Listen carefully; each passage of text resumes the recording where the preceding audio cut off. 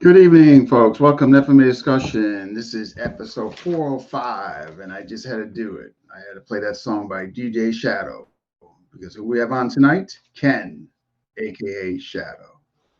So without further ado, we're going to be bringing him up. If you're watching, tell us where you're watching from. Smash that like button. If you have questions for Ken, please put them in the comment section. I did get a couple in through the test run, and we're going to ask them.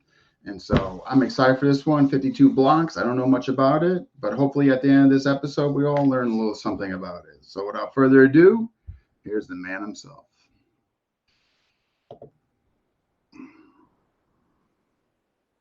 Hey there, how are you? Good, you? What's going on, brother? How you doing? Can't complain too much. So, how things going? So I'm excited for this. The test run was great feedback on that. Folks were really, excited. We already got 9 people jumping in, watching. Comments are coming in already. So I think this is going to be a great episode. So I'm looking forward to it. You and me both. Yeah. So we're going to hear your story and this. So I guess before we get into the 52 blocks, was there any martial arts that you did prior to going into that?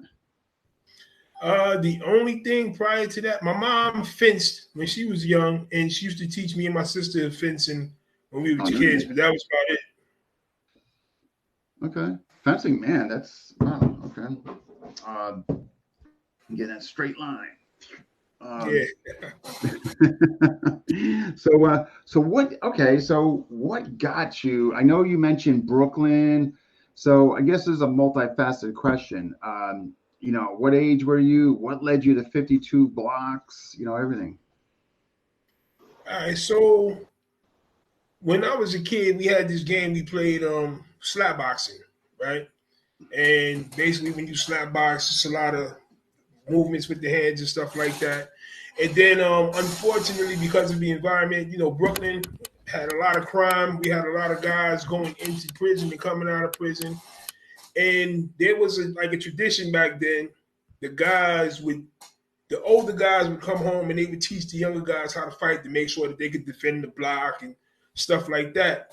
And I had a lot of uncles that was in and out of prison and cousins and stuff like that. So they would come home and they would teach me. One in particular was my uncle Sham, right? Donnie Martin Sham, God bless. He died about a year or two ago. And he was a phenomenal fighter. And we used to go in the backyard at my grandmother's house, and we would go through stuff. And then my cousin Omar also, and I'm talking about this is as early as me being 5 years old, slap boxing with my uncle and my cousin and stuff like that, and just picking it up like that. Wow. And so was that kind of like what they were showing you when you were getting out? Was it in actuality the 52 blocks? Yeah. All right. So 52, right? There's some people make a distinction. So technically speaking, there's Jailhouse Rock, right? 52 blocks is what guys on the street started calling it. 52 blocks rather is what guys on the street started calling it. But what they were technically showing me was Jailhouse, but 52 comes from Jailhouse, right? One brother in particular named Wise Marrow, the way that he describes it, he says the Jailhouse is a more aggressive form of 52. And I can agree with that because in prison, guys aren't necessarily concerned with flash as much as they are with function, right? The objective is to be more dangerous than the other guy, right? You don't want to give a dude an opportunity to, to get you, man. He might, whether it's stabbing you, cutting you, hitting you over the head with something, or just out fighting you. the more time it takes you to beat the dude, the more opportunities it is for him to take advantage of your mistake, because you're almost always going to make a mistake, or there's always the opportunity. Mr. Murphy's law is real. Yeah. Right? So you draw the fight out, you make a mistake, you might slip up, might slip on the ground, whatever the case, and now this guy has an opportunity that wouldn't been there had you finished the fight quickly in the beginning. Okay. Wow. So Jailhouse Rock in 52. So before we get into that, like, so I guess who came up with either system and how far does it go back? All right. Now, this is where it gets crazy. Depending on who you speak to, right? The answer to that question is going to vary. The way that the history was taught to me by Minister Ali, right? I consider him to be my formal instructor in 52 only because he was the first one to give me the how and the why behind the system and the history associated with the system, the way that it came, that he got it, right? All right. So it goes back all the way to Africa, according to Minister Ali, right? There's certain parts of it, like when the slaves first came over, apparently they had a fighting system. I mean, remember, a lot of them were captured in war by other tribes, and those tribes sold them. Mm-hmm. They ended up over here. So they knew how to fight, right? And they had a thing called Close the Gate, which was basically like this, right? Today we call this movement Skull and Bones, right? Boom. But that comes from that Close the Gate. So movements like that are still found inside the system, right? Okay. So it can be traced back to that. But as far as it coming to the way it is now, there was a way that the guys fought in the state they called Stato. Well, before that, we go to the plantations, right? And they had the Mandingo fights. They would have fighters on one plantation, and the slave owner would take them to another plantation, and their fighters would fight this fighter, right? And, you know, as you fight and you win, you look at what you did, how good it worked, if you can make it work better, what you attempted to do that didn't work, and if that could be made to work, and if not, you get rid of that. Maybe the guy did something to you that worked and you liked it, you figure out how to adopt it. All of this transition, because once slavery ended, the black codes kicked in, Jim Crow, all of that, they start putting the black men in prison. So these guys was fighting on these plantations and now in the prison system, right? And they're still fighting, right? So now they're fighting, and the system that they've been making for themselves is morphing. As they learn more, it adapts, right? All right, cool. So now, so that's how we got Stato, right? It was called Stato because, you know, New York State prison system is the way. So Stato for the prison system, right? Stato morphed into Jailhouse Rock, but Jailhouse Rock had different forms. Jailhouse Rock was like a generic term, right? Okay. Different facilities had their own fighting systems. For example, you had the Comstock Shuffle, the Woodburn Shuffle, the Auburn Shuffle. There was a style called Four Corners, right? And all of these was considered Jailhouse Rock because the rock was really a movement like this that you did to throw off the opponent's timing, right? So now we fast forward to HDM. This is before there was a C-74 on Rikers Island, right? So we get to HDM. And they didn't have a building for adolescents, so the adolescents were there. So you had, according to Minister, there was him, a guy named China Church, Onions, Kareem, Karate Rob, and I can't remember everybody, but there was about 10 to 15 guys, right? Now, each one of these guys were proficient. Like one dude was good with the Comstock Shuffle. Another dude was good with the Woodburn Shuffle. So on and such. Minister was an Olympic level boxer, right? The dude's hands was phenomenal. Last time I saw him, Minister was like almost in his 70s, and he still had one of the fastest jabs that you wouldn't believe how fast this dude's hands were, right? So and they would come out every day. And according to him, he said they used to like wrap up their elbows, their hands with ripped up t-shirts and stuff like that, and they would go in the back and box. And they would basically see what worked and if they could make it work better. And they started forming a system, right? Because they would keep track of the different things that they were doing and how they flowed together and so on and so on. And this became the Jailhouse Rock, and then the Jailhouse Rock became 52 blocks on the street. It's fascinating, man. You know, when you were doing this, and I can't speak on Nigel's faction. I know they have an Indiana component, but under Lloyd's, what they call reform style, kind of the empty hand, if you will, Piper.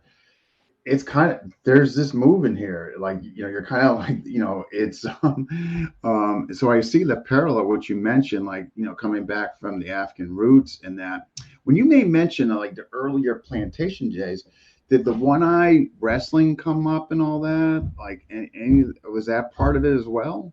You said one-eye wrestling? Yeah, it was pretty, like, it was like, if you look at it, it was based off that movie. Now, of course, the name's gonna escape me now. Came out a few years ago, and it was regarding this form of fighting that they would use, you know, among the slaves, and they reference one eye because sometimes what the guys would do is they would literally, you know, try to claw each other's eyes. And then, are you talking about Django? Yes. Yeah, no. Well, nobody ever mentioned that to me as far as. I was just curious. I didn't know if there was a parallel and all that. It was more curiosity. That's all. In there. But yeah. Again, like, one of the things that minister always emphasized to me, so you have to understand it, like, especially, like, you know, I'm from Brooklyn, right? And when I was growing up as a kid, on just about every third corner in Brooklyn, there was a boxing gym, right? So a lot of the guys who were going into the prison system were good boxers, right? And a lot of the booty bandits were boxers, right? These guys could fight. So in order to beat the boxer, you had to be able to attack the boxer in the way that he was unfamiliar with protecting, right? And then you had to be able to attack him and defend in the way that he was unfamiliar with attacking, right? So we know that in boxing, you know, your punches, the jab, the cross, the hook, the uppercut, and the overhead, right? Every boxer knows this. Every boxer learns the same punches. Every boxer learns the same footwork. How they interpret that differs from one boxer to another. That's why stylistically, Floyd Mayweather doesn't fight like Pernell Whitaker or Mike Tyson and so on and such. Yeah. But they all have an idea what to expect, right? So understanding that, these guys, when they were putting together the 52, they're like, all right, cool. Each of them had a knowledge of boxing as well as these other jailhouse styles that they had learned. So now, how can I hit the boxer? Where can I hit him from that he won't expect, right? So again, remember, we're talking about the 60s, right? The 50s, late 50s, and the early 60s. A hammer fist wasn't a common thing, right?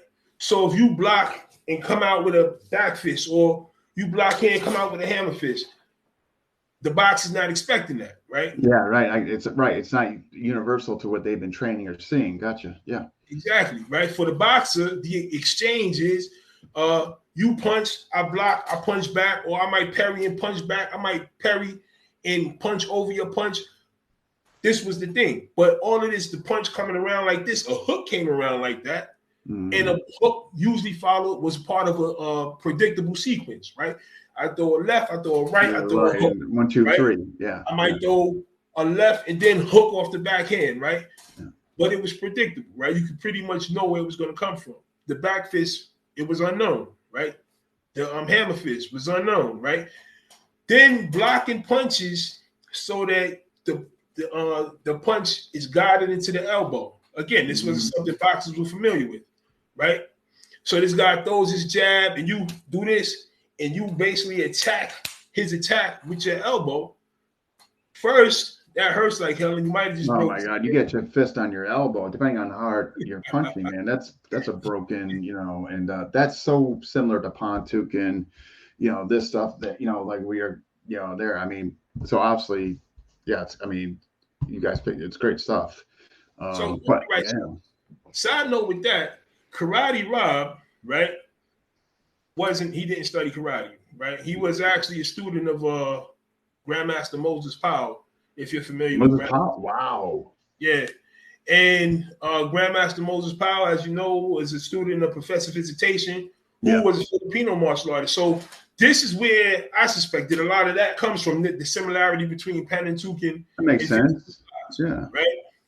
So, but again, so now you have the boxer, he's attacking, and you're attacking his punches, right? Mm-hmm. Minister used to always say, yo, 52 is not a defensive system, it's a counter-offensive system. You either attack the person directly or you're attacking his attack, and then you're attacking him directly, right? Mm-hmm. You're never really defending, right?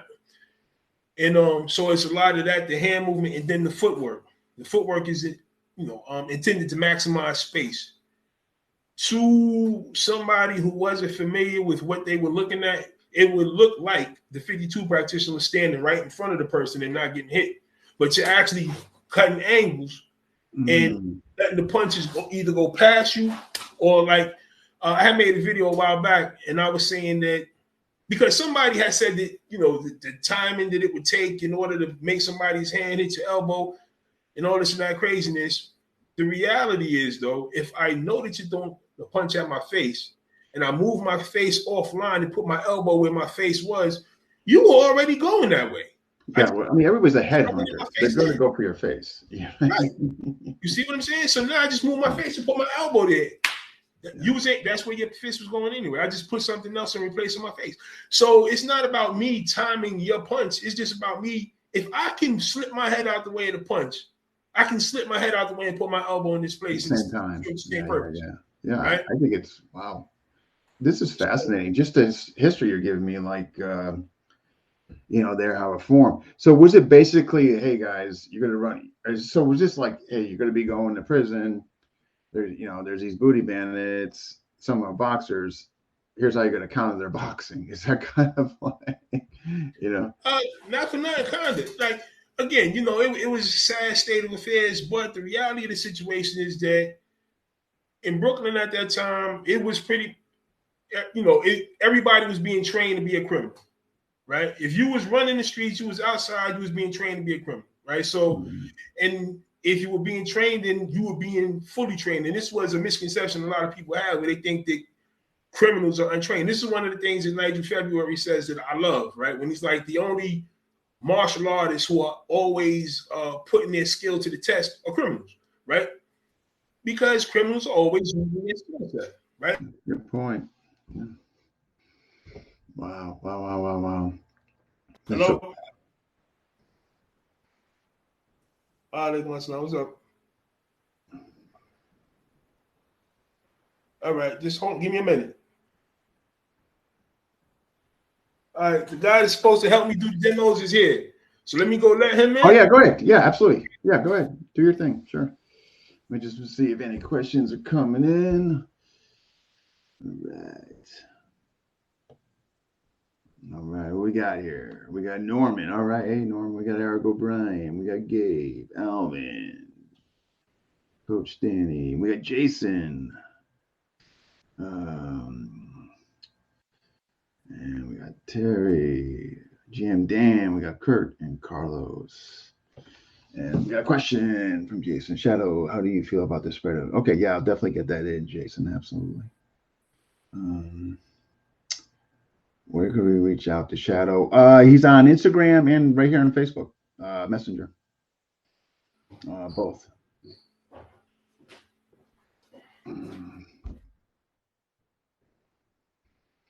So just wait for him to get back. The guy he's having that he's letting in, matter of fact, they're gonna be doing demos. And so that was part of it, like what you said. It was anticipated that you would probably end up in prison. So if you was in prison, because so I like to think of New York in a way as like feudal Japan, right? And each borough is like its own fiefdom. Oh, okay. And when you went to prison, there was always these borough wars, right? So all the older dudes wanted to make sure you was able to represent the borough properly, right? So they taught you to fight. They taught you, how to use a razor, how to use a knife, and all this stuff here, so that when you went in, you'd be able to represent appropriately, because that was like a thing. You didn't want to go home and people heard that you was in jail and couldn't properly represent the block. Gotcha. So yeah, that was a real thing. That's man. So so I know you were saying that 52 blocks kind of came out of I'm sorry, what was it? The 52 blocks came out of The prison system. right, but I mean, what was the system? I guess that was kind of before. Oh, you mean Stato? Oh, jailhouse? Yeah, yeah. So is that correct that 52 kind of formed out of that? Yeah, definitely. Okay. So what can you tell as far as like, when you got older, you were getting it, like, was it, as far as the methodology, was it like, I know you're getting off angles, you're putting this up, your covers, counter offensive and all that. So was it, I mean, were you guys drilling kind of a lot, shadow play, kind of slap boxing with it? Slap boxing. Yeah. And so there was always a lot of slap boxing, right? And then fighting the older guys on the block.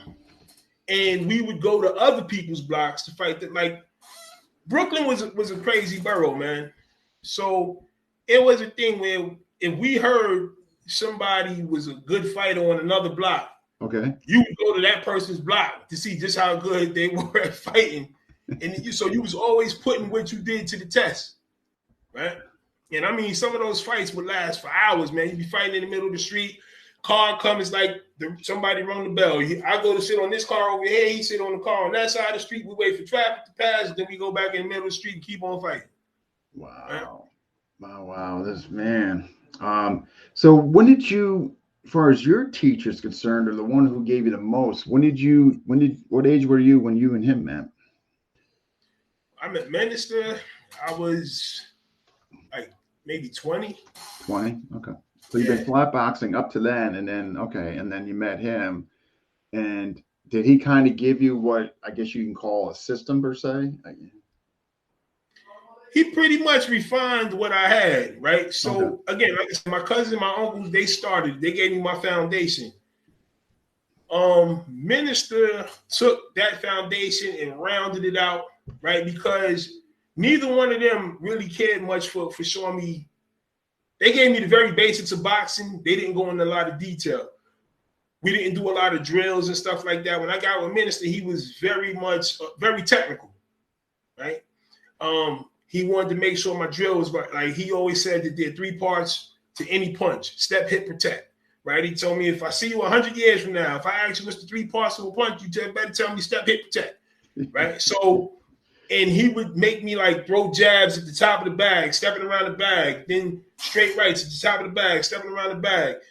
So the whole thing with conditioning and all of that, he gave me all of that, right? And then showing me how to put all of that together with proper, with the 52 blocks. Because his thing was like, if you can't box, you can't do nothing else, right?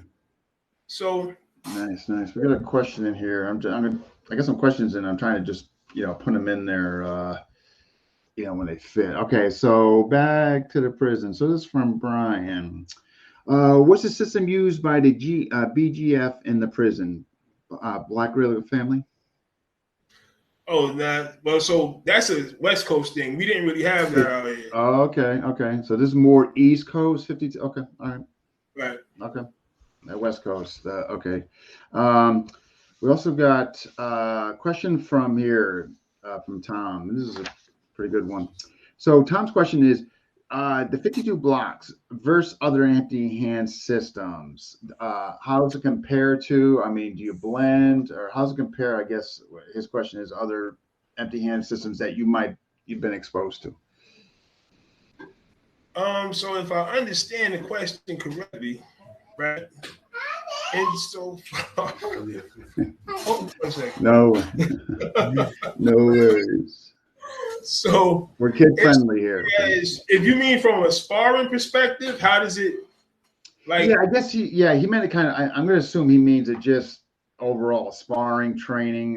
But his question was like, tested. Basically, how does it work or test against other empty hand systems? All right, so I've sparred. What's this kid's name, man? Of Tim Whitaker's son. right? I can't. Oh, James Whitaker, right? He's a champion boxer, right? He's got belts, he's got gold medals. I've sparred him and didn't get killed, right? in one home. Right. There's actually footage of the spar up, right? So 52 held up well against a kickboxer. I've sparred. I've managed to use to some degree of success, and by which I mean I didn't get choked out. 52 grappling, not the 52 blocks in and of itself, but the principles, right? The deception and stuff like that. I've managed to use it there. I just recently knife sparred. I was at this past weekend. I was at a GHCA event, and we did some knife sparring there. And 52 held up. So far, 52 hasn't fallen short. But let me say this, right? When I'm speaking of this now, I'm talking about 52 VTK, which is my brand of 52, right? And it's not just the regular 52 anymore. I consider VTK like the Krav Maga of the 52 community. I found systems that I felt worked well with 52. And again, if we go back a little bit, right? Sure. The purpose of 52 when it was created was to fight boxers, right? Boxing was the big dog on the yard. That was the big threat. Okay. Boxing is still an official system, but it is no longer the only big dog on the yard anymore. You got guys studying MMA. You got people study martial arts more now than they did back in the 50s. Yeah, but YouTube and everything, right? Yeah. Exactly, right? So if the style, so there's a brother named Powerful, right? Who he was also a mentor of mine, and this guy was a monster with 52 blocks, right? And because he was so big and he was strong, but he was quick as hell. And he told me one time, he said that if we were still doing the same 52 that he was doing when he was young, that we were letting it become stagnant, right?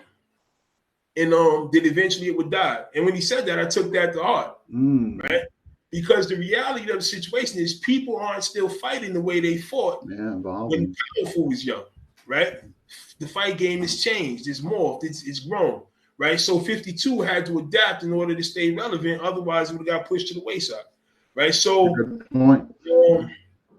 I trained in so again, learning what I learned from my uncle and my cousin, right? I saw similarities between that and Wing Chun.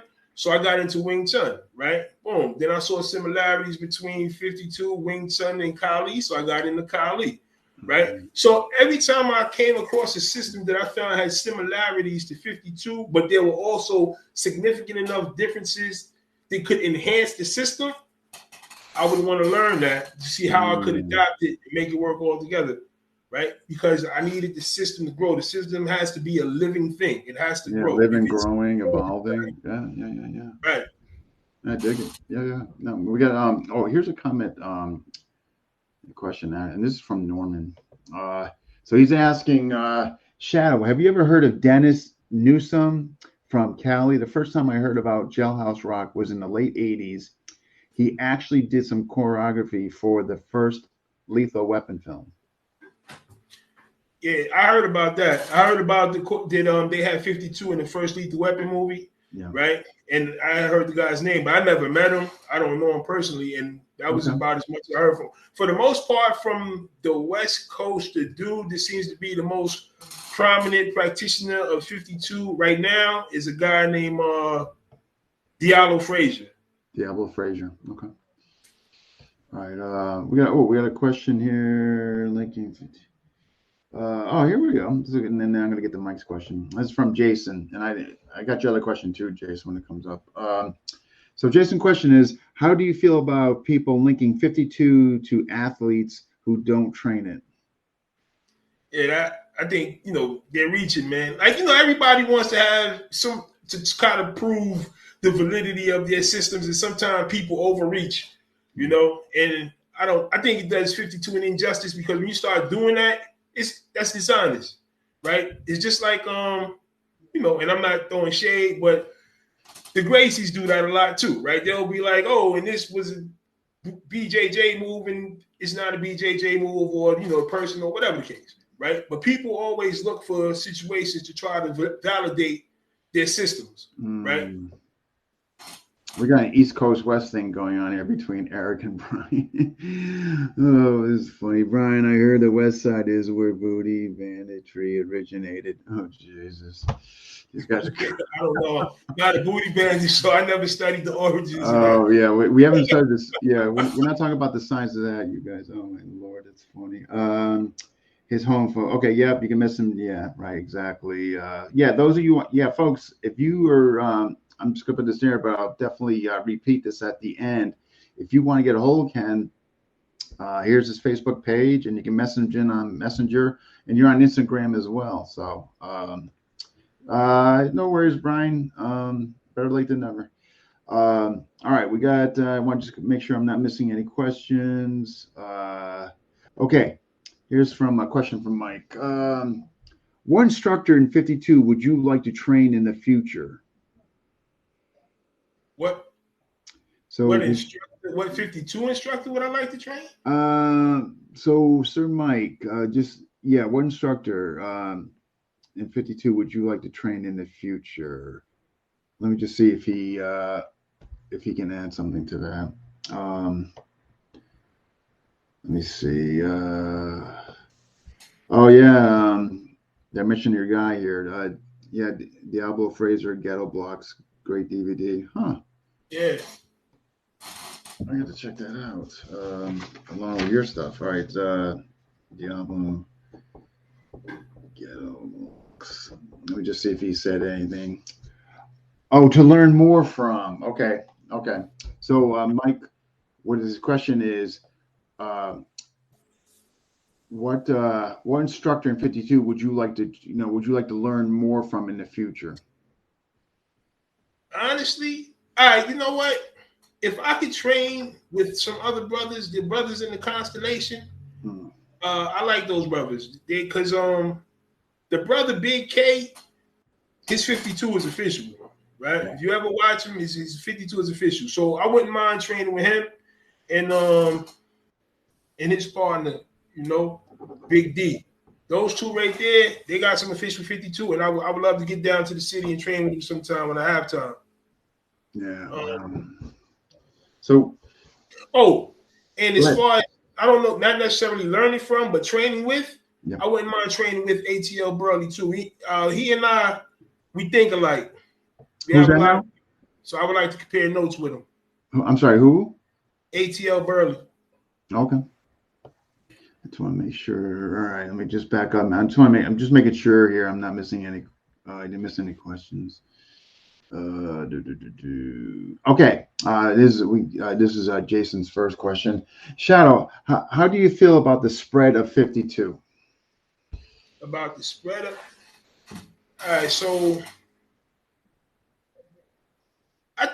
So I appreciate the fact that 52 is finally getting its due, that it's coming out from, behind the shadows or whatever. However, right, I think that the spread of 52, you got a lot of people jumping on the bandwagon who really don't do 52. And so somewhere down the line, 52 is going to get a black eye as a result of that, right? Because the way people think, they won't say that person is a terrible fighter. They'll be like, 52 doesn't work because whatever this guy did, right? Okay. So as far as that, but again, it's like that with most systems, right? Something is good, you get people, they come in, they might pick up something here or there, and then they're the expert and everybody else is the layman. And, so as far as that aspect of the spread of 52, I hate it, right? But as far as the brothers who are out there putting in the real work and doing the real stuff, I love it. You're always going to have, right, the fakers, right? Or the ones who are just getting a name for themselves and are trying to. We got a question here from Ryan. Shadow, have you seen any 52 in MMA or boxing that you like? Well, Daniel Marks, also from the Constellation, and he was trying. I can't remember exactly. It might have been Rashid Davis he was training, right? I know that he was teaching him 52 blocks to use in the cage. Oh, and Light Burley has a couple fighters that he trains for both MMA and for boxing, right? So those fighters there, yeah. Outside of that, I don't really know of a bunch of fighters who do 52 blocks. Mike Raymond saying Zab Judah. Right. I forgot about Zab. I Yeah, have to go back and watch Zab Judah's fights now. I'm gonna have to go. Yeah. Oh, it was the fight when he fought Mayweather, right? Okay. He started doing 52 blocks and it confused Mayweather and he caught him with a couple good combinations. Yeah. Nice. All right, what we got here? So Jason saying Dominion MMA. All right. I'm not sure what that is. Maybe a school that's incorporating 52. That's awesome. That's dope. Okay, so what is what do you? I know your teacher there. He stressed the jab, contact, and obviously cover and all that. Was there other things that he really stressed to you as far as the methodology of his interpretation of 52 blocks? Footwork. Right? Footwork was a huge thing because, again, all right, so I'll tell you a story about Minister Ali, right? Now, mind you, I had already studied other systems prior to meeting him, right? So he got into a situation with these three dudes, right? All three of these dudes were known to be good with a knife. And Minister never used a weapon. He just he had these black gloves he would put on, and that was his thing. And he told all three of these dudes, like, yo, I want to see y'all in the yard or whatever. And he destroyed these dudes, right? And it was his footwork. But when I saw the fight, I was like, yo, that looked like that looked like the triangle footwork from Kali right there that he's doing. Yeah. Right? But he didn't know what the hell I was talking about, right? He's just like, yo, that's Jailhouse, that's 52. That footwork, man, because the way that it allows you to, like, when we go into the demonstration, I'm gonna show you what I'm talking about, right? Sure. Okay. You can essentially stand in front of the person, right? Because, all right, so think about this, right? If the punch is coming here, if all I need to move is this much and the punch goes this way, right? So now, if I take that and I step and the punch is here, and at the same time the punch is there, I'm like, I make sure that the punch is parried. I push the hand out because now the punch is coming here. When I do this motion here, it forces the arm over like this. So now his ribs are exposed, the side of his head is exposed. So now, and I hit him with that shot to the body, it's going to bend him. And right behind that, I know, see, and this is where the boxing comes in, right? See, this is why 52 practitioners were also awesome boxers. Because you're not going to get away from boxing, right? Again, I might be biased here, but if you want to learn how to throw a punch, the best people to learn how to throw a punch from is boxers. 100%. The best empty hand system is Western boxing. Yeah. So that's where all of this comes together, right? You do that parry, boom. That's called a wrap up, right? So you do that wrap up, and that hook comes right behind that. Boom, you hit the guy, right? Right behind that hook comes that uppercut. Then you might grab his head, hit him with the elbow. All kind of stuff is going on there, right? But the whole objective is to end the fight quickly. But my footwork allows me to move and maximize that space. And it looks like I'm standing right, but I'm not standing in front of the dude. Man, well, right here, Mike says it. 52 is angles. Yeah. Jason is saying it's Burley's Gym. Maybe reference to other people that are using 52. Okay, we got a question from Ryan. Can you break 52 down to the absolute fundamentals to work in real life situation? Would you propose for the everyday man? Aggression, right? Attack the attack or attack the attacker, right? Let me see. Distraction, deception. And again, trying to be first, man, right? Get out the way. Let's go back to the Karate Kid Part 3, Mr. Miyagi, right? The best way to block a punch is not to be there when it's thrown. Get out the way. You feel me? Get out the way. So for real life, like, so the way that I structured VTK, the first 3 blocks, right, are right there, right? Boom. We have the spear, skull and bones, and the bull, right? Learning to use range, right? Close the distance between you and the opponent. right? But all of those keep you safe, right? And then you can counter immediately off of any one of those, right? See, that's the thing. You don't want to get into a long, drawn-out exchange with a person. Especially, I tell people, always assume the other guy has a weapon, right? So if I don't know if he has a weapon or not, I don't want to stand there to find out whether he has a weapon or not. I want to try to end it before he decides that he needs a weapon. So if I use the spear and I go straight in and he does, let's say he does the wild cowboy punch, right? That's the most common punch people throw to think they can fight. It's the wild, that's what they call a hook, but the haymaker, right? And I step in and I use my spear. I disrupt that his energy there, right? Boom. And as soon as I do that, when this makes contact with his arm, this elbow comes out. So bang, boom, right? This elbow hits. His head snaps back, and then this hammer fist follows that. Right, and now I'm turning my body to be in line with him, and I can go into my boxing. Right, see, it's quick, it's dirty, it's efficient. Now that would be regular 52. Right, boom, VTK. No, I'm not just gonna go into the boxing. After that hammer fist hits, boom, this hand is gonna latch, and you can see this is one of the reasons I like Medusa, because the similarity. The latch, yeah. Right, boom. This comes out, boom. This hand is gonna come out, and what they call a man slap and latch. And I'm gonna come back with another man slap on this side. That headbutt is gonna come. I'm gonna kick, blow his knee out. Right? I want to demolish him. I want to destroy him as quickly as possible. Right? Yeah, jeez. You know, here's the thing with the weapon. Like, and I know because you incorporate their stuff in your personal system. And people, and then I want to get into the African influence and Piper and all that. But do you have within your system, like whenever whatever you're doing, whatever counter offensive move, the moment you see him reach, are you advocating your students monitoring their hands and all that? Did you make that?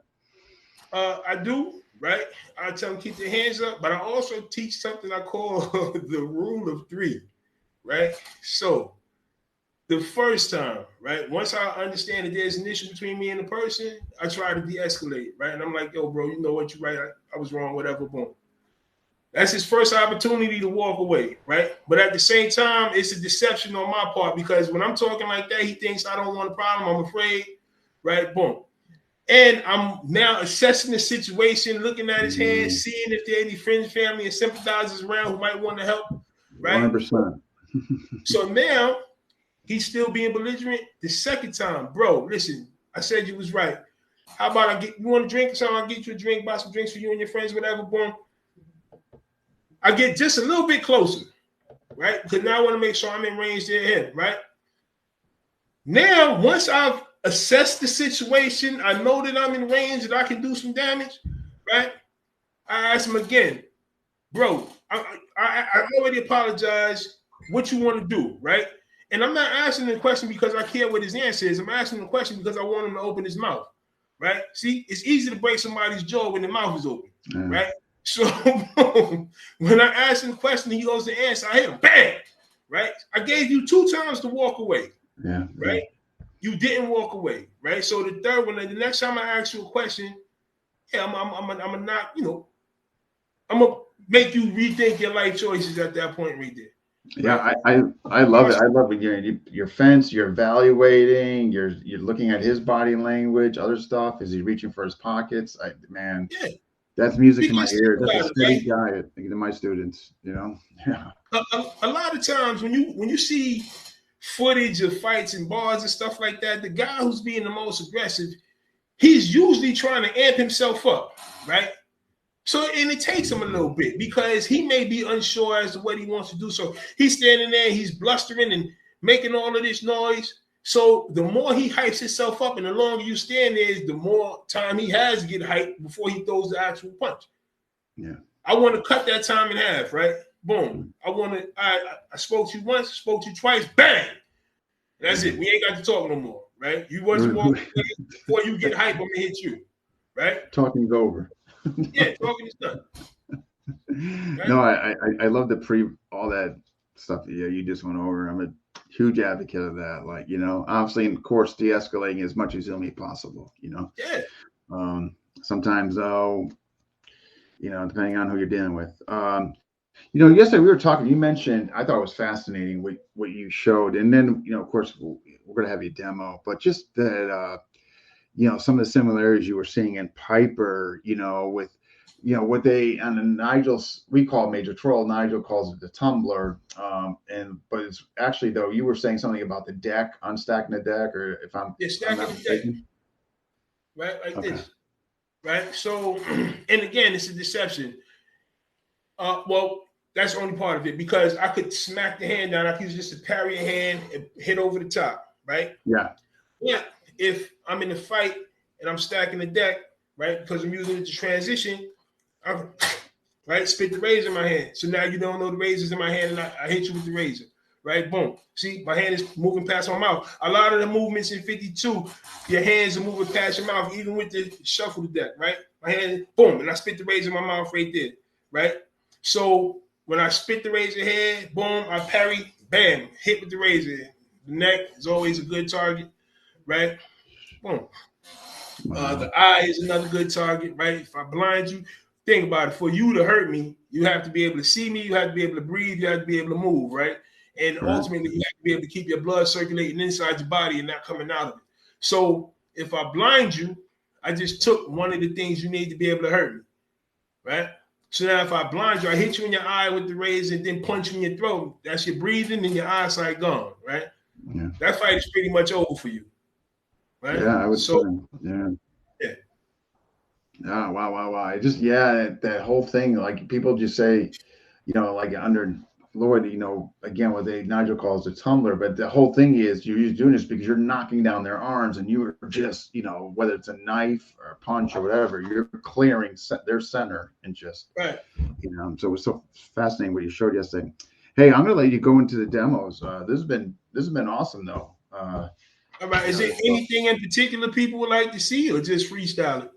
Whatever you want to show, man. Yeah, show whatever you want. There's no time limit. I'm going to lower myself so people will be able to see you. All right, just let me move this over here and call my partner in.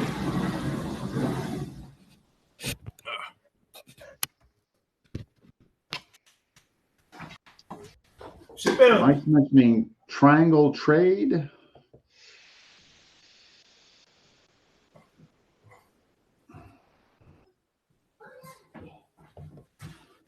All right.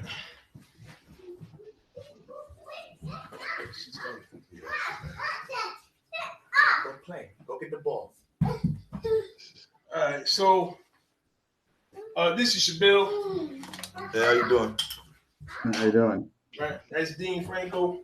So, all right. So we start with first a basic thing. I had mentioned about covering range, right? Covering distance, right? So the first thing we're gonna do is address those three blocks, right? We got the spear, we got the skull and bones, and we got the ball, right? So again, the most common punch is that wide hooking punch, right? So give me the wide hooking punch, boom. I come in here, right? This is my spear. I'm already in this house. I cut off his power, right? Because think about, for the punch to be dangerous, it has to cross outside this line and come back across this line. I'm stopping that. Boom, right? Right from here, he eats this elbow. Bam! I hit the hammer fist. This is my latch right here. Boom! And I'm always stepping in the direction of my strike, so I hit the hammer fist. Boom! I come back with this man slap here. Boom! This headbutt right here, and I can come up into the cool white guy, and that's an elbow strike, right? See? From there, you can't see my legs, but I can kick out his knee, step on his ankle, boom, right? So that's with the question where the guy was like, using it, with making it work in real life. That would be a real situation. A guy trying to sucker punch when you getting that block on, right? Hold on, Aaliyah. Go ahead, go put it down there. Go put it over there. Right? So now getting a little bit closer, right? That's coming from out of this range right here. Right? Now I get a little bit closer. This is my skull and bones range, right? Boom. Same punch, right? He gives me that punch, boom. I put it up here, right? Again, I'm safe. He's gonna eat this hammer fist right here. Off of that, when I step, boom, this way, he's gonna eat this hammer fist on this side. That's gonna open that up. I can put a straight right into his jaw right here. Or if the situation warrants, right, I do that. He eats his hammerfish. I come here and I'm drawing my knife right here. And now his carotid is exposed. Bang. And I'm going right in his neck. Right? Uh-oh. Look like something happened here.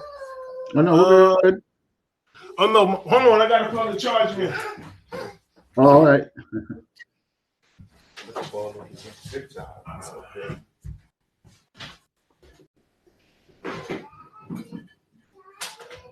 Careful.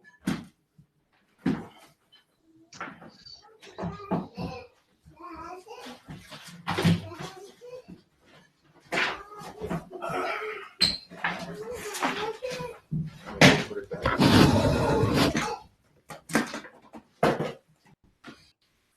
One second.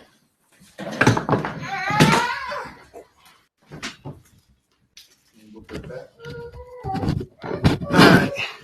We should be good. Yep. All right. So. Wait 1 second.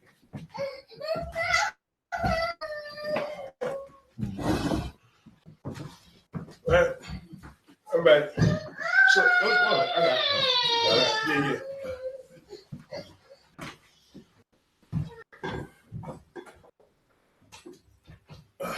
All right. I have to do this with Bob. Oh, no worries.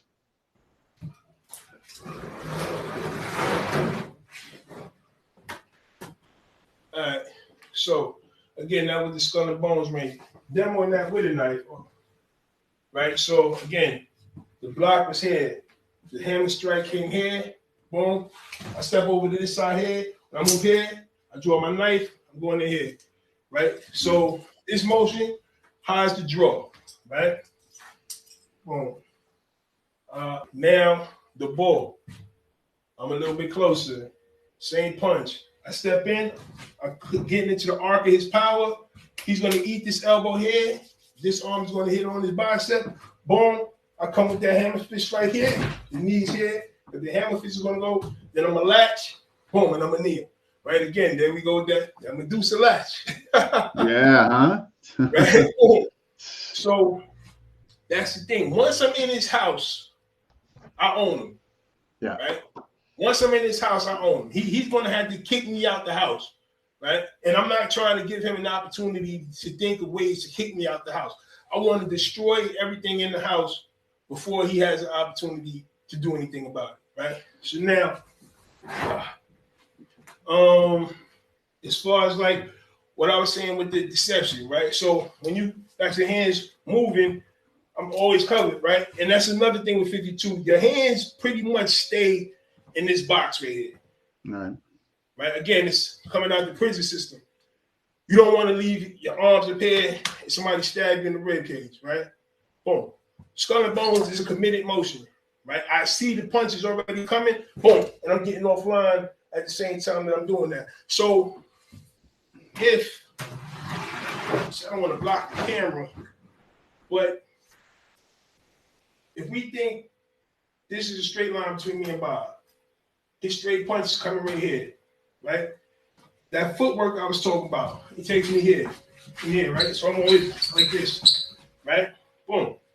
I'm just moving offline. And every time I move offline, I'm putting one of my limbs in the way. So his punch is running into all this, right? Boom. And there was a point I was making though. The deceptive hand motions, right? And keeping your vitals covered. So when I'm moving, my vitals are always covered, right? I'm always covering my vitals, I don't want to give an opportunity, because even if he didn't have a weapon, a hook to the body hurts. I don't want to give a hook to the body, right? So I want every time he does something, or I want to make it as likely as possible that whether he has a weapon or he's unarmed, whatever he hits is going to be something that could take a hit better than this. All the vital stuff is in here, right? If he stabbed me on the arm, all right, cool. I don't want to get stabbed in the arm, but I'd rather get stabbed in the arm than stabbed in the lung, right? I'd rather get stabbed in the arm than stabbed in my neck.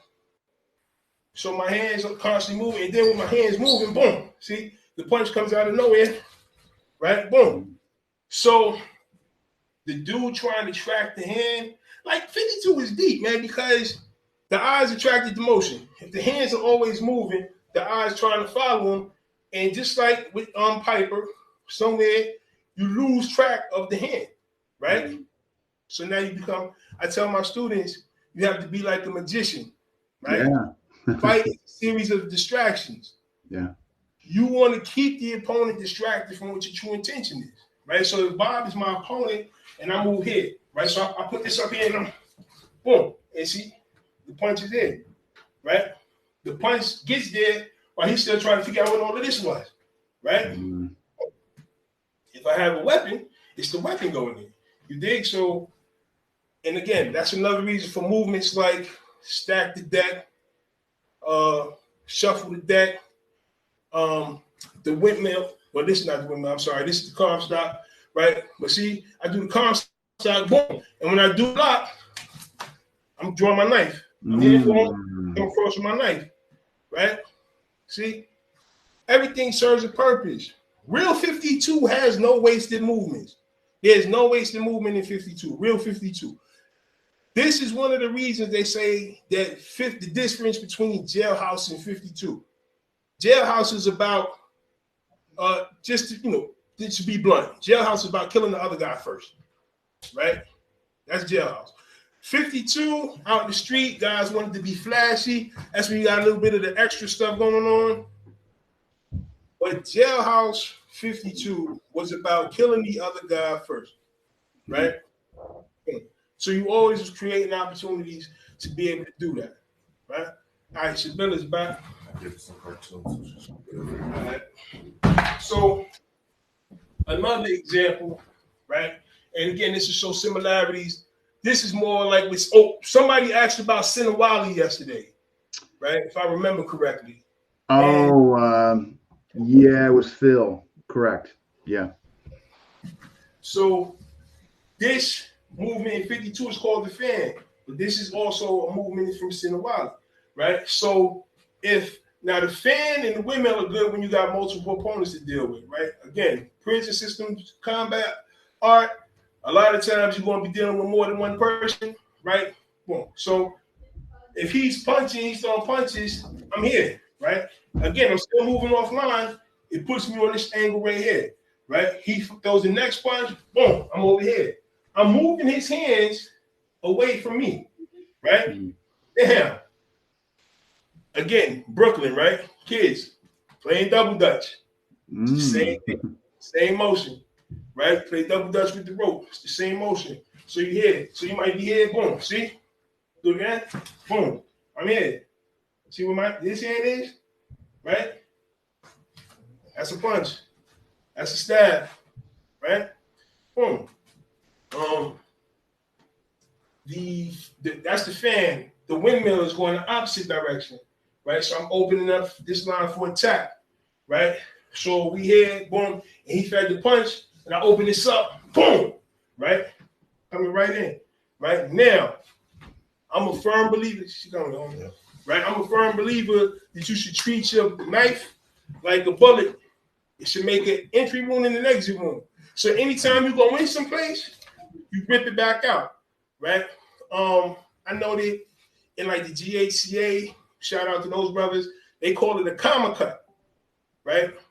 And this is not something exclusive to 52 VTK, but I like it, right? You should always make an entry. You want to administer as much trauma as possible to the target area, right? Again, distraction, right? If I hit you in your gut and rip that knife out, your intestines start coming out, you're going to be more worried about that than worried about continuing fighting with me. I'm not being too graphic, right? No, you're fine. No. Cool.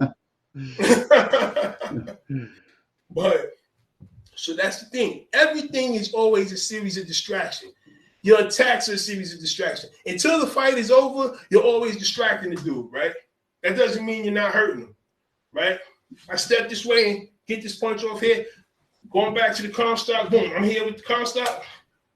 I do this. Comstock is very similar to the Philly shell, right? I do this, and instead of drawing a knife, I come back with this back fist, right? So I'm here, and I'm stepping. So when I do this, I'm stepping slightly this way because I want to get as much pressure as possible as I can to make his arm go as far this way as possible, right? Because it's going to throw him off balance. And then I'm going to step back in this direction. But at the same time, I'm closing distance. I'm taking like a little zigzag step. So I step and I step. See how I got closer? Right? Yeah. Boom. I step, bang, bang, right? And he eats this. And right behind that, boom, this punch comes, right? Or the BTK way. This comes out, boom, and it comes back with that slap as I get a little bit closer, and I pull his head into this elbow, right? Again, I want to finish the dude. I want to administer as much trauma as possible to the target area. Elbows are great for causing trauma, right? So, is there anything you would like to see?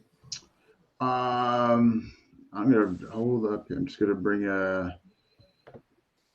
it's been fantastic so far. I mean, I got a couple.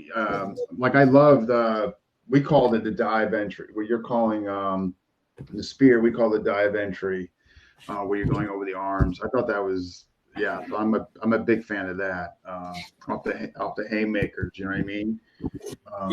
That whole thing like this, I love that too. We call it Ram's horn. The bull. Yeah, Ram's horn. Yeah, and see a lot. You're coming up like that. I love it. I think everything you've shown is. Matter of fact, I got an interest now in I'm gonna have to look you up and train with you. Coming with a Piper, I totally get where you're. All that distraction, confusion, moving, and before you know it, man, now this is out while you were watching my hand play. You know what I mean? Right. Yeah. I mean, I love it. I'm just catching up here on comments. So is it, I know when as far as your methodology and what you included, I know you got kneeing and kicking, all that, but is 52 blocks aside from, I mean, is it pretty much no kicking, or is there some? Again, the answer to that question is going to vary depending on who you're talking to. Okay. From the lineage I come from, there was none, right? There was no kicking. Okay. Let me say this. Minister hated martial arts. I don't know what happened with him and people that studied martial arts, but he despised martial artists. He hated it with a passion. Right? Sounds like Tom Sodas. So no kicking, none of that stuff like that. That was nothing that he would do. Okay. Yeah. No. Exception all the way. I guess Ryan's a fan. All right, which here when I spar, I always they're talking about the rock, the rocking back and forth, gives them the freedom of movement. So one other thing, right? So Diggy, actually, that'd be great. I'm gonna lower. Can you show the rock? I'm gonna lower myself here. Yeah, right. Boom. So I got that right. Perfect. So boom. See this motion here? Yeah. Boom. Right? That's the jailhouse rock right there, right? Because from here I can boom, boom. Right? See? Boom. But it starts here. Because I'm constantly moving. So think about it like this. If you think about your awareness, right? For lack of a better term, as a muscle, right? I want to tire that muscle out. I want you jumping, keep jumping until I desensitize you to my movement, right? So I'm doing this, and when I do this, your mind registers that I'm coming forward. So you go to do something, but I didn't come forward. So I'm doing this, and then I start moving here, right? And now I'm doing that, and my hands are doing all this, right? Boom. And you try and keep up with all of that. Yeah. It's what we call in Piper. We're trying to basically just overload your senses, sensory overload, and then while you're playing catch up, you're freaking, you're so far behind, you don't even know it. You know what I mean? But this is, I love it. I mean, everything you're talking about, showing, I'm a fan. Thank you, man. Yeah, no. I wish I looked into this sooner, to be honest. I just didn't know anybody to talk to, bringing on the show. And then when your name came up through Alan, I'm like, perfect. I found a 52 guy to bring on. So now, and thank you for the demos and your friend that came over. Those were awesome. Okay, so you're doing that then. Like, so what kind of got you like where you also made like a conscious effort to go like really into knife work, whether it was Libre, Piper, it's now Medusa. Like, like what made you go deeper into that? So, I tell people all the time, right? It's foolish for people to believe that 52 coming out of the prison system wouldn't have a weapons element to it, right? Like we used razors. We didn't have knives like we have out here, but we had like what people call shanks, right? We had those. So my interest out here is just an extension of what I was already doing in there. I got you. Okay. Right? Boom. I always want to further my skill set. Again, like I said earlier, it's about growing, right? If it's not growing, it's atrophying, it's dying. So when I come across things that I feel can enhance, Piper, right, comes from the numbers gangs. Criminals always do good stuff, right? So, as far as fighting. Good way of putting it. Criminals do good stuff. So, and then the way, everything with the weapon movement and all of that, right? I'm like, this is cool, right? I can incorporate this. Libre, similar thing, right? So when I look at what Scott Babb does, shout out to him, right? It's like what I was saying earlier about I give a person 3 opportunities, right? It's like the same thing. When you watch a lot of his stuff, he starts off with the weapon pretty much concealed, right? And then he goes into his thing. So if you take it that he already went to the first two stages rather, right? He tried to de-escalate first, he tried to de-escalate again, and now it's like, all right, this dude is not gonna let me de-escalate. Let me get him before he gets me. And he's doing it in a way, it's not a whole bunch of moves. It's just boom, he might pluck the eye, right? That's gonna get the dude's attention up here. Remember, he's distracted now. He's more concerned about his eye than everything else. And when his arms come up here, boom, you hit him in the lungs, right? Boom, you get around behind him and stab him in the back. Whatever the case, right? Get the fight over with. And then the same thing with Medusa, right? Because I came across Medusa, that was the last of the peak, right? And Medusa is like, right? I tried to talk to you. See, what I like about Medusa, you can have a bad leg and do Medusa, right? You just need to the person, right? Boom. If you can get close enough to the person to grab them, right? Boom. And then now this is the crossover, right? The tie that binds the 3 for me, right? So Medusa's shock, latch, and stab, right? Yeah. You find aspects of that across the spectrum, right? So if you think about what I said with how Scotty starts from weapon concealed to attack, right? That initial attack is the shock, right? Boom. He'll move, like sometimes you'll see he'll do something like this. He's not necessarily grabbing, or maybe he is grabbing, right? Boom. But that would be the last, because the stab always follows that. And then the same with Piper, you have the knife is moving, boom, boom, boom. Yeah. And then there's a shot, boom, and then there's the stab. Right. Yeah, you see what I'm saying? But that's how you win fights. See, all 3 of those systems are concerned with winning a fight. It's tactics. Yeah, right. And not getting caught up in drills and looking aesthetically pleasing, and you know what I mean? It's tactic based. And like you said, the criminals, they do it pretty well, right? Right.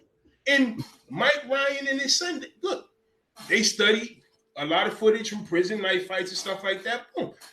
So again, we go back to what Nigel February says about criminals being the only martial artists who are constantly advancing the system, right? You want to learn how to deal with a criminal? Ask a criminal, right? Yeah. Boom. And that's another thing with 52 blocks that I tell people. 52 was a system designed by criminals to fight other criminals in an environment full of criminals, right? So think about that, right? It was designed to go against criminals who had a boxing background or a fighting background. Yeah. Right. You see what I'm saying? So there's a mindset. So that mindset bonds all 4 of those systems. Right? Then the whole thing about wanting to end the fight as quickly as possible. Another thing that all 4 systems have in common. All 4 are bound by that too. Yeah. Yeah, you see what I'm saying? All of this, boom. boom, it all comes into play, right? Yeah. So it's just a beautiful thing, man. And that's why those systems right there are the ones I felt complemented what I do best. Yeah. Because we share those similarities, right? Mike Raymond just said it right here. The best people that do violence have been training in martial arts, right? Some way, shape, or form, right? Hey, we have a question. Okay. So, all right. So you're okay. I got a couple questions here from Ryan. I'm gonna get to them, Ryan. I got them both.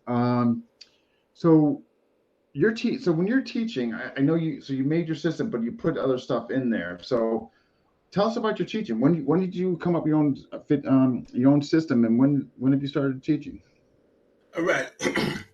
So the system came from, so unofficially I had been doing the system for years. I just didn't know that I was doing it, right? Okay.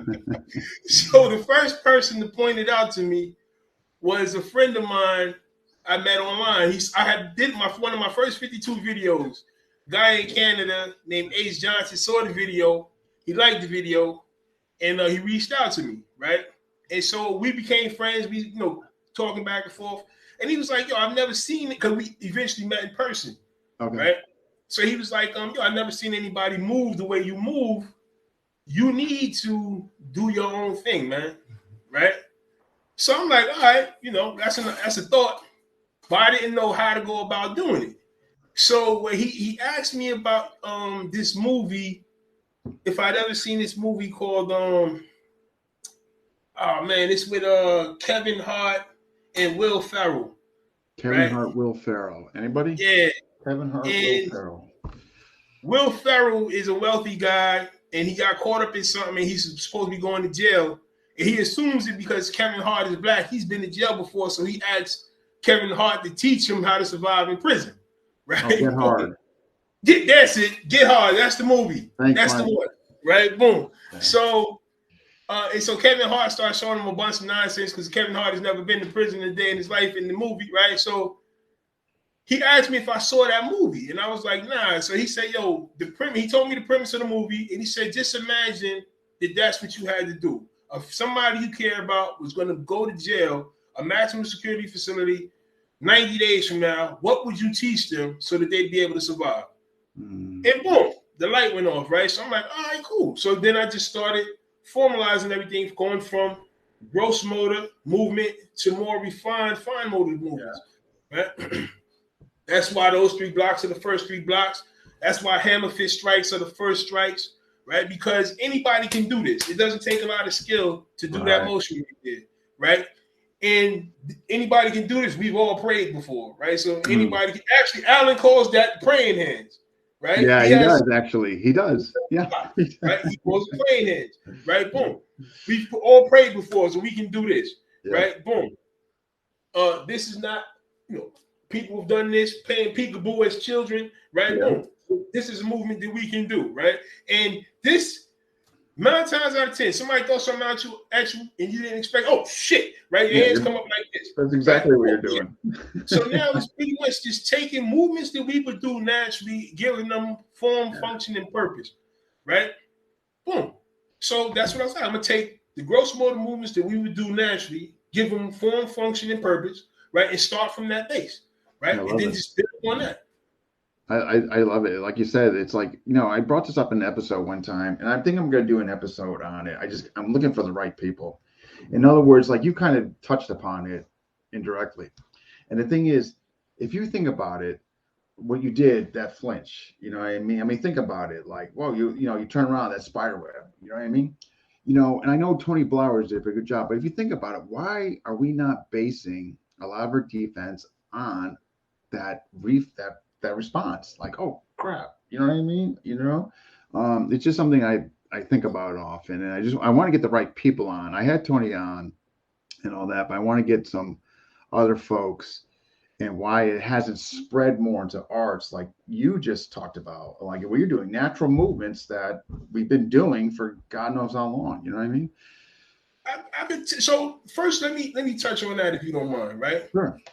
Honestly, my personal opinion, right, is that people get caught up in what they think fighting is supposed to look like, right? So we don't understand that the body is programmed, is pre-programmed to protect itself, right? This is why that's a natural motion, because the body is pre-programmed to protect itself. We take that for granted, so much so that we overlook it, right? So when we decide that we want to learn to fight, we forget that we already know how to defend ourselves, right? And start looking for other stuff, right? And a lot of the times that stuff overcomplicates things and it doesn't work with our natural response. So it's harder to retain, right? Now, having said that, right? I lost it because it was something else you said. With the natural response. Oh, yeah, so biological. I mean, further, right? Yeah. I have a theory, right? And I'm actually gonna start writing a book about this theory, right? A lot of the games we play as children were actually fighting games, right? But nobody ever told us that, right? For example, when I was doing the fan, right, and then I made the comparison to double dutch. See, when you anybody from New York City that has a sister, they've turned double dutch before, right? Sisters always bully their brothers. You've turned double dutch, right? Boom. So if you turn like this, right, this is overhand, and then the windmill is this way, and if you turn the rope like that, that's called underhand. And Kali, right? We know that this is Sinawali right here. You don't want your hands, you don't want your sticks to cross, right? Because they can get trapped. So when one stick is out, the other stick is in, right? Boom. Same thing going the other way, right? See, we have this game called the numbers, right? Which you play like this, and you're actually learning. This is parrying a punch. This is also a palm strike, right? So all of this stuff, we learn these things, and then we don't realize, we don't make the connection because nobody tells us that connection exists.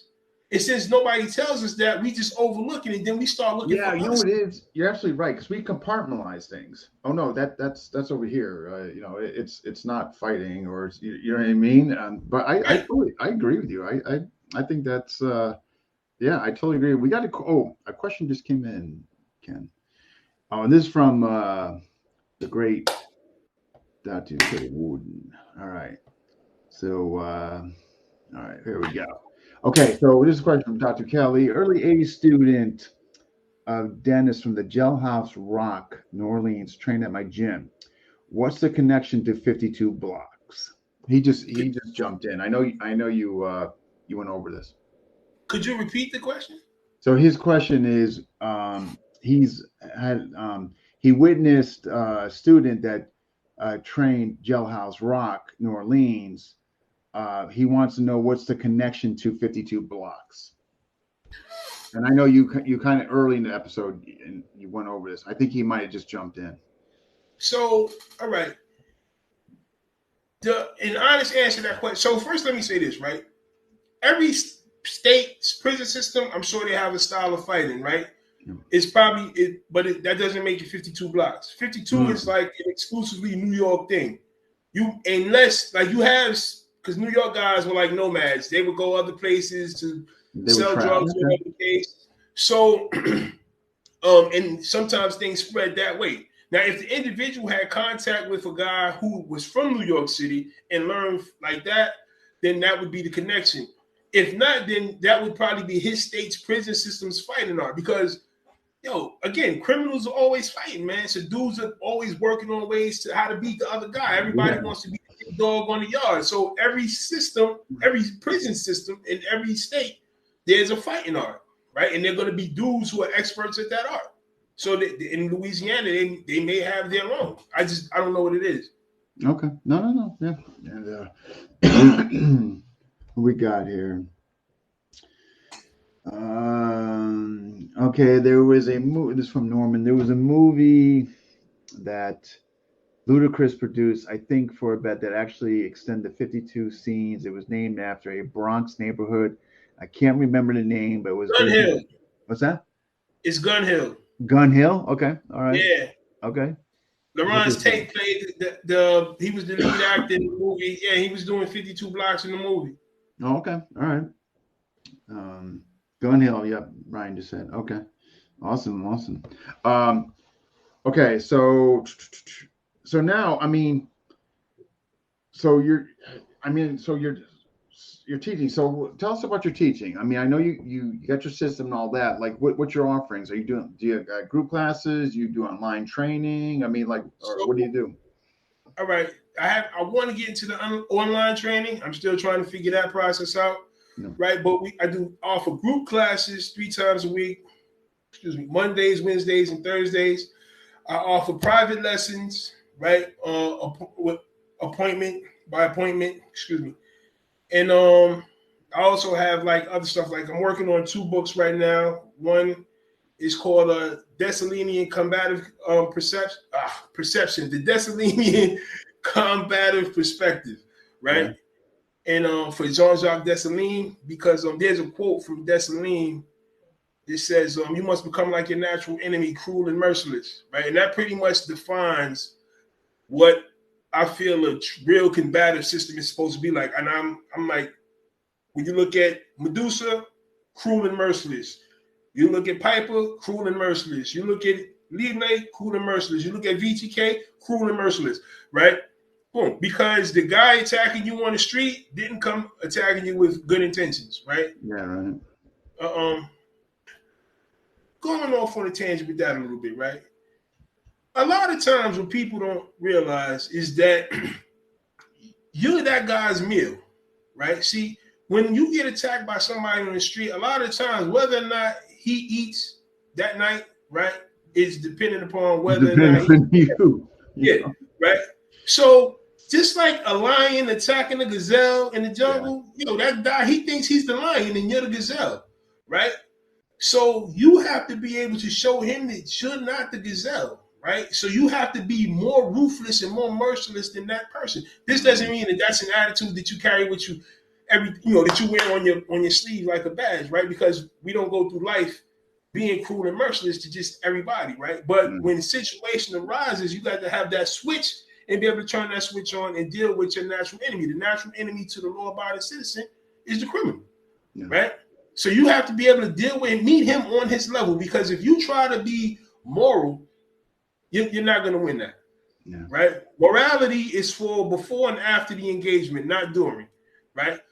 All right, so that said, getting back on track, right? No, good stuff.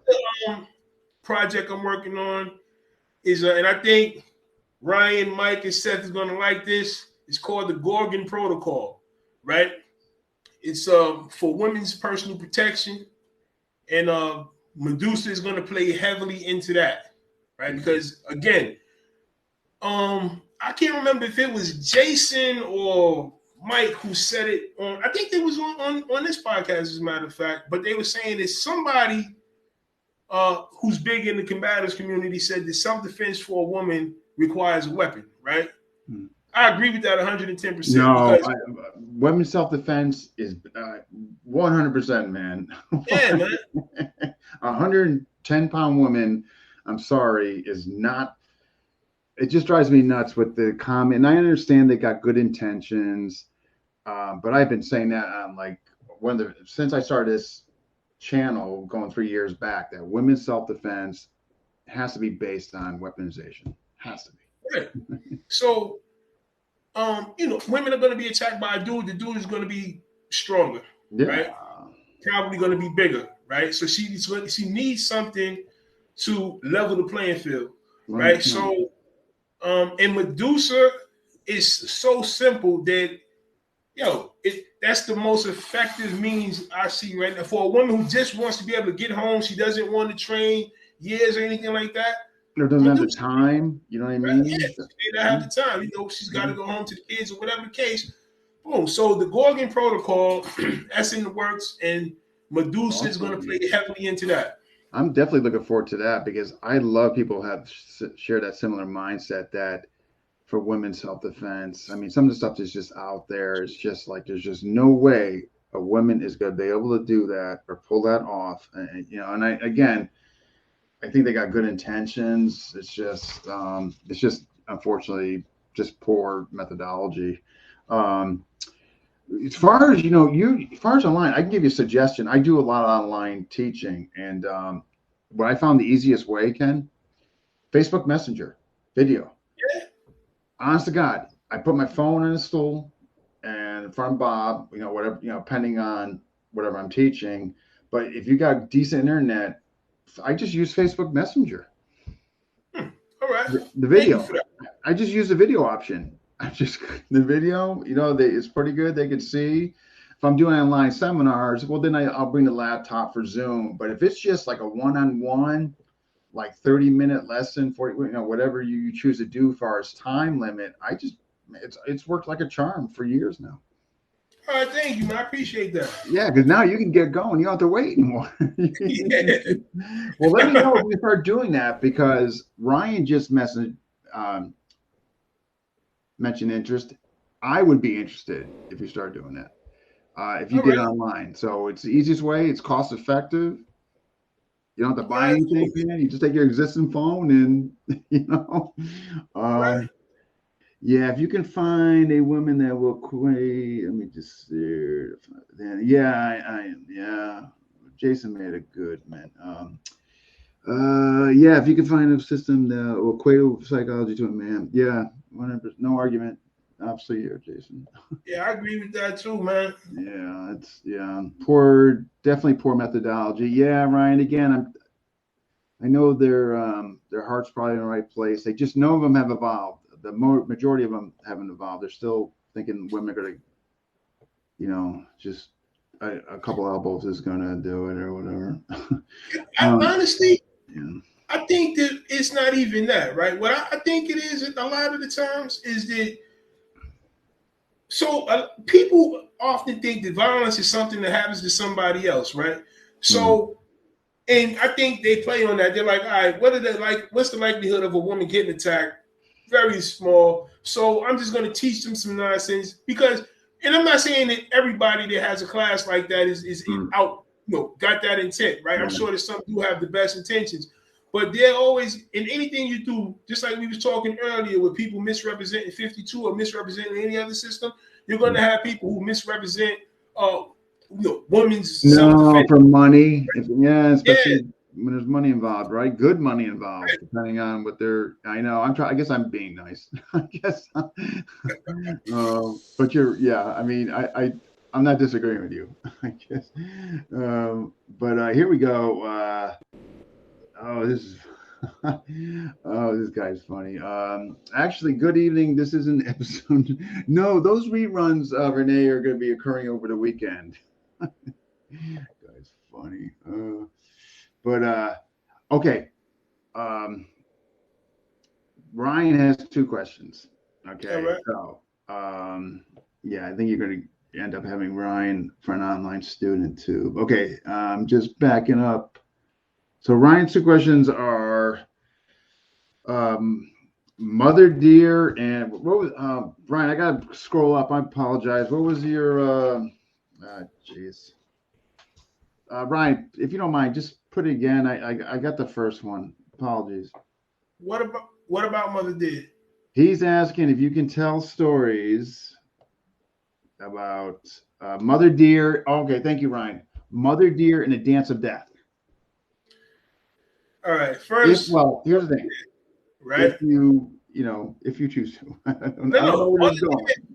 All right. So let me say this, right?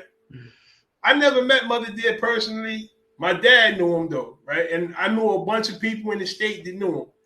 And Mother Dear was a problem, right? He was a serious problem. Now, as far as like stories, most of the stories of Mother Dear are like funny stories. For example, right? People would be like, "Yo, Mother Dear was so good with the 52. Did he?" Hold on. They would say the Mother Dear was so good with the 52. He knocks you out and you fall like this. You get it?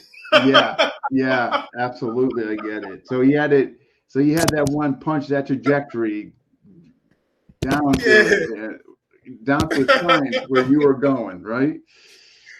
But yeah, Mother Dear was a problem. He's a real problem though. They actually killed Mother Dear in if I remember correctly in HDM, because when he came on the tier, guys were so scared of him, man, they just jumped him and threw him off the tier. Yeah, so you guys, man, karma. You know what I mean, man? You know, you got a group of guys like, hey, man, enough's enough, you know, and yeah, and now it's your turn, right?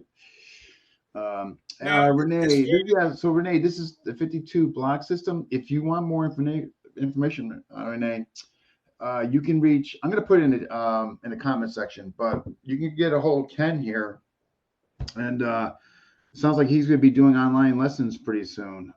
Hey, how far? So, what's that town again? You're in New York. What's it called? I'm in Binghamton. So Binghamton. Where's Binghamton? Like, what towns are you familiar with in Connecticut? What are you familiar with in Connecticut? Bridgeport, pretty much. Okay, how far is it from Bridgeport? Just taking a guess, 3 hours. Binghamton is 3 hours from everywhere.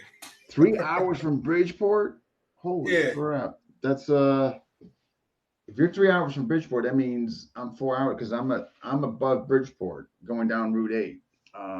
Wow, yeah, you're gonna have to do online lessons, brother. All right. You know that I tell you though, that's how I got started, and then when I got enough people interested, I mean, Ryan will tell you with Piper and other stuff. Then I went to Zoom, you know, like online. But I'm telling you, you should definitely do it. I'm telling you, you'll get guys. Trust me, you know. Okay. Ryan's other question: Dance of Death. All right. I think that is an exclusively so that the brother Ramel has his system of 52, and I think that's something that's exclusive to his system of 52 because I've never heard of it. And after I saw him doing it in a video, and I spoke with some of the old time 52 dudes that I know, and none of them had ever heard of it. So I think that's something that's exclusive to something he does. Okay. All right. Okay. Got a question here from Kurt, and this definitely is the most important question that's come on this show thus far. I mean, nothing to do with your methodology or anything that you talked about. Most important, Wu-Tang, who's your favorite? Wu-Tang? Yeah. Method Man. Method Man? Absolutely. Method Man. Yeah, I mean, that's a tough man. That's a tough one. Method Man.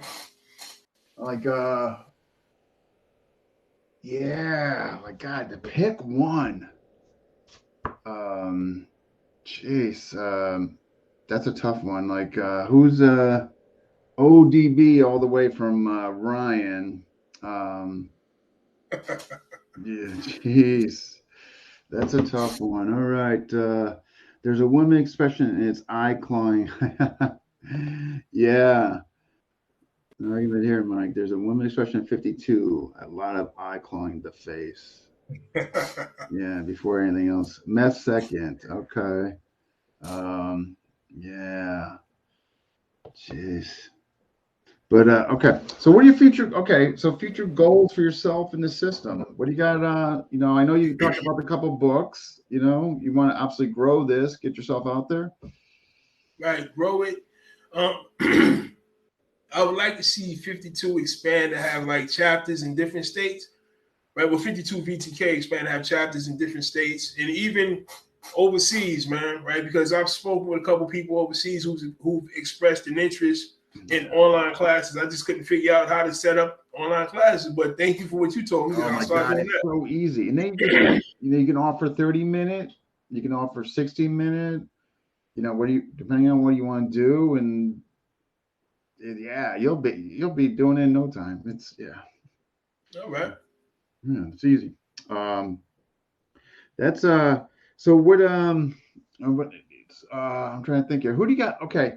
So do you have anybody that's kind of like, do you have a ranking structure? Not that it matters. I'm just curious. Like, I do. Okay. So VTK is set up in it's a 3-tier system, right? And each tier is broken into 3 modules. Okay. So tier, and it starts at tier 3. Tier 3 is the lowest tier. Now, just a funny little side note, right? Or like, you know, I base this off of the disciplinary hearing structure in the prison system. Okay. So tier 3 in the system is like the worst ticket you can get. And the tier 1 is like the least violent ticket you can get.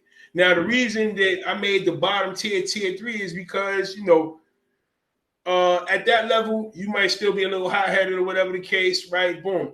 As you advance, though, I'm a firm believer that dangerous people rarely get into problems, right?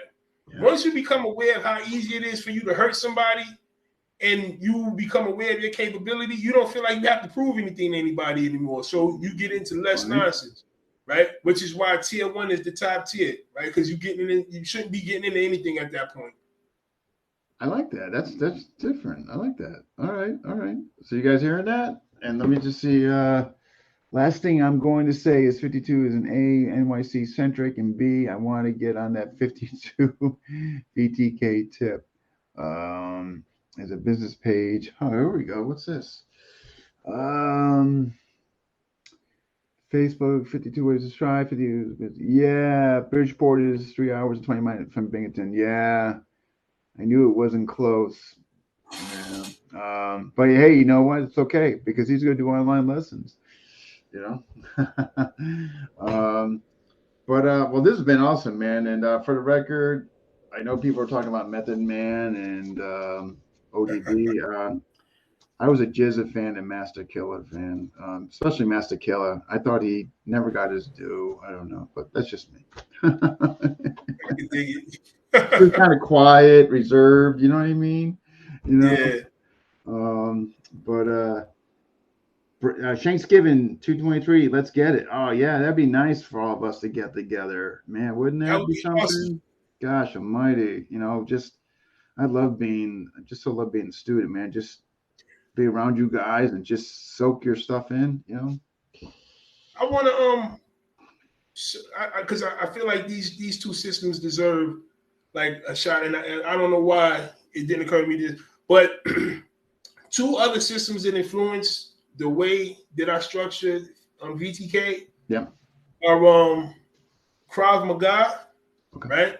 I like Krav Maga a lot, particularly the Kirks out in Westchester, PA. Their Krav Maga system is awesome, right? And I picked up a lot dealing with them, and the influence is there because nobody in prison had a gun, right? So taking guns from people and stuff like that out here in the world is a viable skill, right? So that's big. And then also, I met the brothers from the GHCA last summer at Krav Camp, right? I teach at Krav Camp every year for the last 2 years, and I believe I'll be teaching again this year. And their system is based on World War II combatives, and it's awesome. There's an awesome group of people, and they have elements of, actually, Jason knows exactly who I'm talking about, right? Yeah, he loves that. Yeah, And they have a way of slashing with the knife that I'd never seen before, right? So I adopted that, and I let them know that, I asked for their blessings, and they said, "Cool, go ahead," right? And that, that's an awesome thing. So those two systems too, right, also play a part in, because there are elements of them that you're going to find inside the VTK. And another thing that VTK offers that a lot of other systems don't. So VTK is an urban survival system, right? So we cover the empty hand stuff. So think about it like this, right? I tell people that your self-defense is a passive skill. It's a soft skill, right? And what I mean by that is that if you think about your body as a castle, all castles had walls, right? The wall was the first line of defense, right? Your wall is supposed to be your awareness, right? And awareness is broken into 3 parts the way I teach it. Awareness is awareness of yourself in relation to the people around you, awareness of yourself in relation to the objects around you, and awareness of the people and objects around you in relation to each other, right? Being aware of what's going on around you, space, distance, so on and such, that's your wall, right? Now, if your wall gets breached, just like in the castles in old England, now you have to protect yourself, right? So now that's where you get from self-defense into personal protection. This is the physical skills, the hard skills, right? The empty hand stuff, the knife stuff. So from that perspective, we do empty hand, edge, impact, and improvised weapons, right? And if somehow all of that went to shit and you find yourself tied up in the back of somebody's car, then there's the rebellion or the resistance, right? Counter custody and anti-abduction. How do you get out of a pair of handcuffs? How do you get out of somebody's trunk? How do you get out of zip? Stuff like this, right? And these are the things that 52 VTK has to offer. Right? That's awesome. Because, again, in the urban environment, and not just an American urban environment, any urban environment, right? These are the skills you need. Because I tell people all the time, where you take your vacation is where other people practice their vocation, right? See, I like that. We take your vacation, they practice their vocation. Right. You see what I'm saying? So you need certain types of skills. You need to know how to make improvised weapons when you go, because there's some places in non-permissive environments you don't want to be there unarmed, right? So you need to know how to find a weapon, how to make a weapon. You need to know how to fashion yourself a little kit so that if you need to get cut out of zip cuffs, you need to understand that when you first get grabbed, between the first, when you initially got taken and the first stop, that's your best opportunity to survival right there. Yeah. What is the statistics? 90% or something? If you get taken to the second spot of you not coming back, it's up there, isn't it? Yeah. Right. So all of this, right? This is why VTK isn't just a combative system; it's an urban survival system, right? I want to teach people to survive. Good people how to survive encounters with bad people, right? That's what this is about. It's awesome. I tell you, I'm so glad we got you on here. I love what you had to share tonight. I'm a fan. I appreciate you having me on. I'm honored, man. Yeah, matter of fact, when I get people on here that I really like and I really believe in what they're doing and all that, I push it. Like I share their stuff in the group. I bring them back on again. So you're definitely gonna get students. And so just try it out. I'd be more than happy to try it out with you. Just do it on Facebook Messenger. All right. Yeah, you can start getting people, man. You can start getting people all around you, and I think it'll be good. There's plenty of people here that express interest in, wanting to learn from you and train from you. It's pouring in right now, the comments. Okay, Glendale, if you can go to 52 Ways to Strive. Yep. Showing you how I love the expression. Count me in. Yeah, Ryan's in. I'm in. I just connected you and Renee in a group message. All right. Yeah. So, well, awesome. Yeah. Well, I'm hoping one day we can meet. Like, how far are you from Allen? 3 hours. 3 hours. Tell you, bring him to the 3 hours from everywhere, man. Yeah. But hey, I'm planning to I'm not sure when I want to work it out, but I told Alan I would come hang out with him. He told me if I can hang out with him, he showed me some places they got some good food in Philly. So hey, try to check it out. Norman just came up with a fantastic idea. I didn't even think of this. Here we go. Norman, this is from Norman. Why don't you and Ken do a online seminar together, Piper and 52? That sounds like something. If you're interested, man, if you're interested, I got the Zoom. We can do it. All right. Yeah. Let's do it. Let's make it happen. Man, that'd be fun. I'd be humble and honored to share the platform with you. Likewise. Norman, thank you for the suggestion, man. Thank you, Norman. Appreciate that. That is awesome. Yeah. Man, we got to do it. I got the whole Zoom. All I need to do is just bring you on. We'll do an hour each or 30, 30, 30, 30. That works pretty good too. Right. And let's do it. I'm going to be in touch. I'll find out like what works for you as far as like what days and times work better. And the weekends generally work the best for that type of thing. Like a Saturday or Sunday afternoon, I can set it up for one of those days, yeah. Yeah, if I give you a few weeks notice and all that, good to go. Yeah.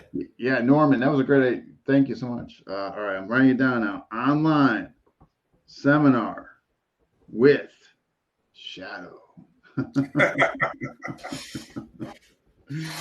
That's gonna be a lot of fun, man. That's gonna be. Yeah, I think so.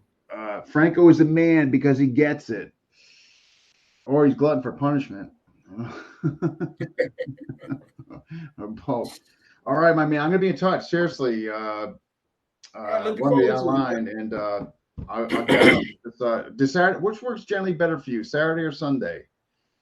Friday, Sundays. Sundays, Sunday? I really don't do much. Yeah. Okay, Sunday works for me. Like early afternoon. We're both in the same time zone, so. Early afternoon, like when you say early afternoon, like you mean like 1, 2 o'clock? Yeah, 1 o'clock. You know. Yeah, that works. Okay, 1 o'clock. All right, we gotta do it. I already got. I got your pictures, so I can make up a flyer. So that'll be easy enough. Yeah, Ryan's like, yeah, go. I'm there. Norman's obviously there. He came up with the idea, so I think it'd be safe to say Norman would be there. Brian saying I called it low. I'm not sure if he's referencing that, but could be. Yeah, there'll be a lot of fun though. You know what I mean? I think so. You know what? I tell you what. When I did, here's a good business thing for you. When Lloyd gave me the blessing to do online seminars in the States, he wanted me to grow it, and he says, "Look, just do them. Give level 1 stuff, give the basics, do it online." And out of that, I started getting students and all that. So this would be a good way for you to get students too. All right. I'm telling you, it's all over, man. Shadow, I'm going to have you the 52 King. Thank you, man. I appreciate it. Hey, it was a pleasure, man, talking to you, brother. I really enjoyed it. Likewise, brother. Yeah, well, I'll be in touch though, so don't run away on me, right? Everybody looking forward to hearing from you. I appreciate everybody that tuned in, man, spending time with us. Thank you, man. I appreciate it a lot. All right, well, hey, you take care, man. I'll be in touch. All right, you do the same. Bye-bye. All right, bye. And that wraps up. Man, what a great episode. I'm so, I got to thank Alan Chambers. He kind of is the one that made mention of Ken. So yeah, big thanks to him for the referral. Yeah, I think it's gonna be fun.